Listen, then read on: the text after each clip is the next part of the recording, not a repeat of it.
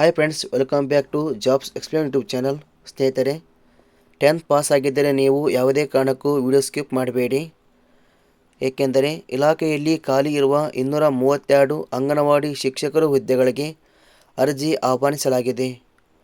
ಈ ಹುದ್ದೆಗಳಿಗೆ ಯಾವುದೇ ರೀತಿಯ ಲಿಖಿತ ಪರೀಕ್ಷೆ ಇರುವುದಿಲ್ಲ. ನೇರ ನೇಮಕಾತಿ ಮೂಲಕ ಆಯ್ಕೆ ಮಾಡಿಕೊಳ್ಳಲಾಗುತ್ತದೆ. ಅರ್ಜಿ ಸಲ್ಲಿಸಲು ಆಗಸ್ಟ್ 2026 ಕೊನೆ ದಿನಾಂಕವಾಗಿದೆ. ಆದ್ದರಿಂದ ಪ್ರತಿಯೊಬ್ಬರೂ ಸಹ ಅರ್ಜಿಯನ್ನು ಸಲ್ಲಿಸಿ. ಅಂಗನವಾಡಿ ಶಿಕ್ಷಕರು ಹುದ್ದೆಗಳಿಗೆ ಸಂಬಂಧಿಸಿದ ಇನ್ನಷ್ಟು ಹೆಚ್ಚಿನ ಮಾಹಿತಿಯಾದ ಅರ್ಜಿ ಸಲ್ಲಿಸುವ ವಿಧಾನ, ವೇತನ ಶ್ರೇಣಿ ವಿವರಣೆ ಹಾಗೂ ಪ್ರಮುಖ ದಿನಾಂಕಗಳ ಬಗ್ಗೆ ಸಂಪೂರ್ಣವಾದ ಮಾಹಿತಿಯನ್ನು ತಿಳಿಸಿಕೊಡುತ್ತೇನೆ. ಯಾವುದೇ ಕಾರಣಕ್ಕೂ ವಿಡಿಯೋ ಸ್ಕಿಪ್ ಮಾಡಬೇಡಿ, ಪೂರ್ತಿಯಾಗಿ ನೋಡಿ.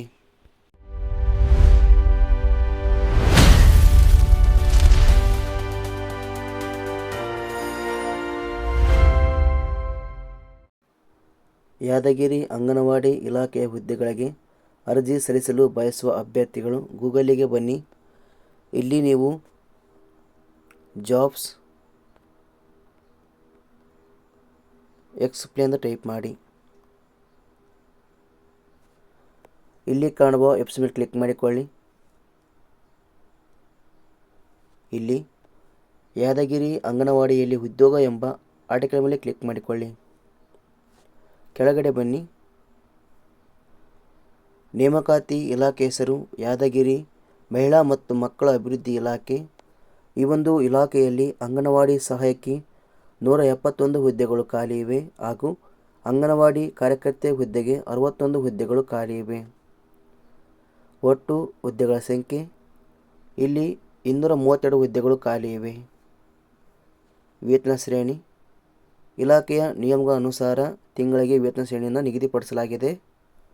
ಶೈಕ್ಷಣಿಕ ವಿದ್ಯಾರ್ಹತೆ 10ನೇ ತರಗತಿ ಹಾಗೂ ದ್ವಿತೀಯ PUC ಪಾಸಾದ ಅಭ್ಯರ್ಥಿಗಳು ಅರ್ಜಿಯನ್ನು ಸಲ್ಲಿಸಬಹುದು. ವಯೋಮಿತಿ ಕನಿಷ್ಠ 18 ವರ್ಷ, ಗರಿಷ್ಠ 35 ವರ್ಷ ನಿಗದಿಪಡಿಸಲಾಗಿದೆ. ಅರ್ಜಿ ಶುಲ್ಕ ಇಲ್ಲಿ ಯಾವುದೇ ರೀತಿಯಾದಂಥ ಅರ್ಜಿ ಶುಲ್ಕ ಇರುವುದಿಲ್ಲ, ಸಂಪೂರ್ಣವಾಗಿ ಉಚಿತವಾಗಿರುತ್ತದೆ. ಆಯ್ಕೆ ವಿಧಾನ ಅಭ್ಯರ್ಥಿಗಳನ್ನು ಸಂದರ್ಶನದ ಆಧಾರದ ಮೇಲೆ ನೇಮಕಾತಿ ಇರುತ್ತದೆ. ಇಲ್ಲಿ ಯಾವುದೇ ರೀತಿಯ ಅನುಭವ ಬೇಕಾಗಿರುವುದಿಲ್ಲ.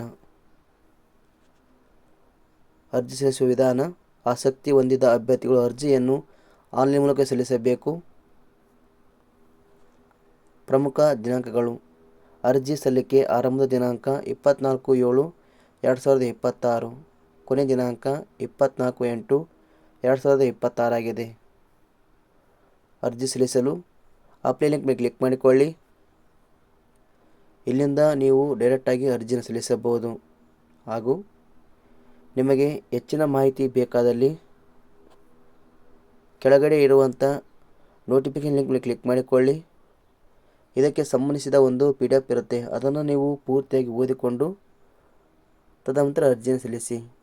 ನಾವು ನೀಡುವ ಈ ಉದ್ಯೋಗದ ಮಾಹಿತಿ ಇಷ್ಟವಾದರೆ ಲೈಕ್ ಮಾಡಿ. ಆದಷ್ಟು ಈ ಮಾಹಿತಿಯನ್ನು ಎಲ್ಲರಿಗೂ ಶೇರ್ ಮಾಡಿ. ಧನ್ಯವಾದಗಳು.